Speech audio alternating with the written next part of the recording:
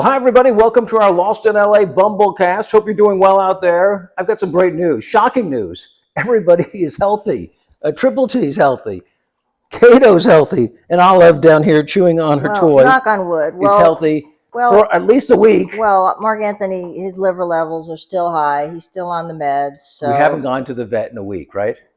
Well, not yet. Keep knocking on wood. I'll keep knocking on wood for the rest of my life because with pets, obviously, the more you have, the chances are that you're going to be heading to the vet anytime. Yeah, but the good news is it's been a relatively quiet week when it comes to vets and bills and animals in distress, right, Olive? Oh gosh, this girl and this strawberry toy of hers. Yeah, I think today's the last day for that strawberry toy because it finally. Give it up, Olive. Give it up. She's tough. It finally has a Olive. Where are you? Come here. She's a tough girl. It finally has a tear in it. That's lasted a while because that is her favorite. Yeah, that's her favorite. So everybody's doing good. Pretty quiet week. We had some great weather here in Southern California too lately. Just we haven't broken 100 in what? Couple of weeks, it seems like. It's a really mild summer for us in Santa Clarita anyway, so we're enjoying that too. I posted some fun stuff this week regarding Wheel of Fortune. We had the chance to do a promotional shoot with Wheel of Fortune, the morning team and myself and my co-anchors and the weather people. So we had the chance to go out on set with Vanna White and Ryan Seacrest and to see how it all works. And it is pretty incredible. I was just shocked at the size of the staff. There had to be 200 people in that studio. It was amazing, compared to the staff we have to put the news on. It's like a skeleton crew compared to that.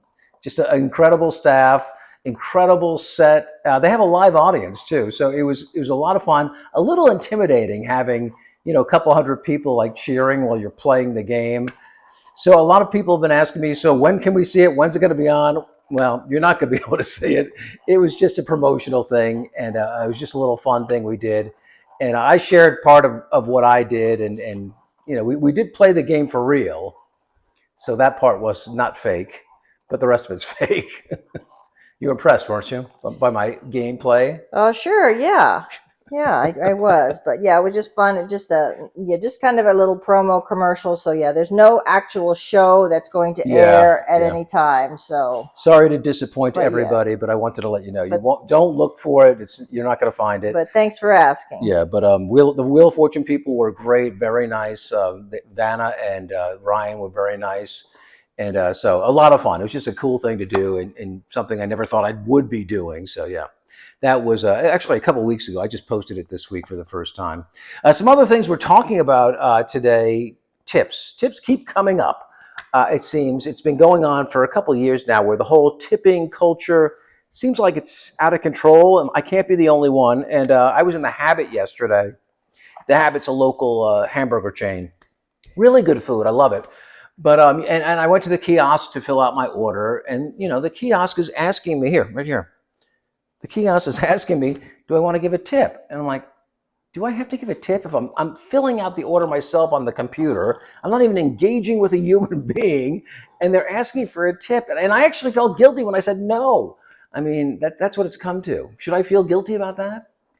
I think that if you are doing that, placing your own order on the kiosk, which a lot of times is not that easy. Right. It's complicated. And I have a college degree, and I just sometimes filling out something on those kiosks on those computer screens, you make a couple mistakes, and you got to go back and they should be tipping me. So yeah, when it's something like that I have to place the order myself and then go to the counter to pick it up when it's ready when they call my number, then no, I'm not going to tip anybody. Right, but I did feel a pang of guilt, which is ridiculous when you think about it. You coming back for more? But it just goes to, and it's everywhere now. Everywhere you go, there's that, that cue that comes, or what would you call that prompt that comes up and says, at the end, would you like to tip 10, 20, 30%? It's like, really? And of course, if you don't, you feel like a total jerk in front of the cashier. So in this case, at least, I wasn't in front of a cashier. It was one of those just separate, screens where I was away from the actual helping staff. So maybe I felt less guilt for that reason. But if you're like right at the register and you're feeling, and then do you want to tip? And you go, oh man. It's just, yeah, it just seems unnecessary. Tipping to me was supposed to be something you did if you went to a restaurant and sat down and somebody brought you water and somebody took your order and somebody brought you your food and they did a good job, you tipped them. If they did a bad job, you gave them a bad tip or maybe no tip. But now it's everywhere. It is everywhere and it's out of control. And we all need to take a stand and fight back and cut off the tippers or cut off the people who are asking for it. At least in those situations, I think. When I go to a restaurant, I always tip 20%. Even when I get a bad waiter, I tip 20%, which I shouldn't because then there's no incentive to get better at it. But yeah, just curious what people think of the whole tipping culture. Where do we draw the line? How far has it gone? And maybe it's time to go back to what we were doing 20 or 30 years ago because it seems like it's out of control. Well, it's only going to get worse because there's only going to be more automated things. They're trying to do away with. Right. But that means less service. Right, exactly. So that should mean less tipping, but the opposite's happening. Yeah. Something else we're talking about today, it is the 50th anniversary of the movie Jaws, one of the truly great summer blockbuster movies. And there's a new documentary out on Hulu. It is called The Definitive Inside Story. Jaws, The Definitive Inside Story. And so we watched it last night, and we both liked it a lot. Yeah, it was well, to me, Jaws is one of my all-time favorite movies. It's one of those movies that I can and do put on anytime it's on and just have it running in the background. Right. I just love the movie. I love all the acting in it. I just love it. So for me, it was very interesting to get the insider scoop on the making of it and all of the actors and crew perspective of making the movie. And it was I thought it was great. Yeah, and Spielberg really provided some insight. It was one of the first movies where they went on location. Prior to that, they would do everything in the studio, and it was very controlled.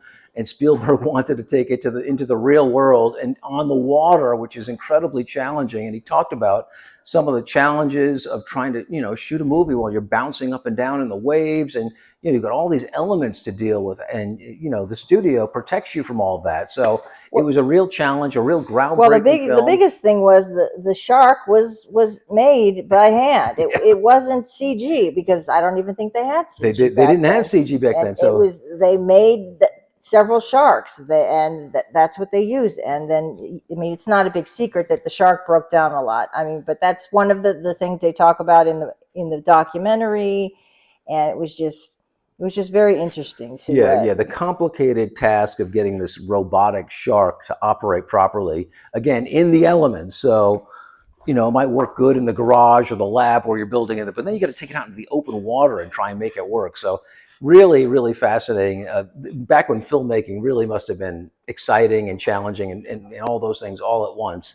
It's so different now because everything just seems like it's done with a computer and a really different world. So it's a really interesting documentary, especially if you grew up in that era. We did. The dark-haired lady and I remember it. And that movie was terrifying if you were a kid. People did not go to the water. They did not go to the beach for, I don't know, maybe that summer, certainly. Yeah, I know you were afraid. I was a little girl when the movie came out, and my parents took me and my younger sister, which is crazy to me. It's mind-boggling now that I think about it. But I was afraid to take a shower. Yeah. That's how frightened I was as a child after seeing that movie. That is the impact it had on people. People were afraid to get in the shower or in the bathtub. Think about how ridiculous that sounds, but yeah, it was just such a shocking movie in so many ways, and a great movie, and it has stood the test of time, and I'm glad they made a documentary about it because it certainly deserves it. By the way, Spielberg did not win an Oscar for Best Director, which, is shocking. And the movie did not win Best Picture. Best Picture. So the Academy never likes those pop movies it has stood the test of time. People love it still, and I really like the documentary. And so if you like Jaws or are interested in any of that, movie buff, it's definitely worth watching on Hulu or Disney Plus. Yeah. And by the way, One Flew Over the Cuckoo's Nest was the other movie that year that won, and all right. You got to cut them some slack because that is just an awesome movie also. But yeah, Jaws was groundbreaking. It's so different in so many different ways.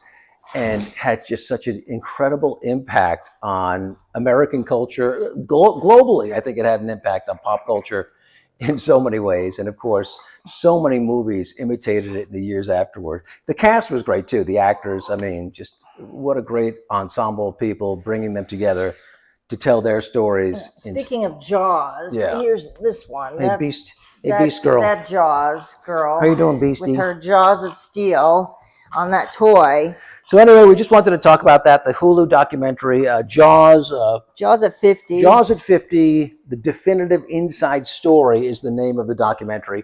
Really good, and certainly brought back a lot of fun memories for the dark-haired lady and I, because we were, right in that age then, we were really influenced by movies and that sort of thing. So I think that is going to do it for this week's Lost in LA Bumblecast. Remember, we're all about adoption and rescue. Go to your local shelter or rescue agency if you're thinking about a pet.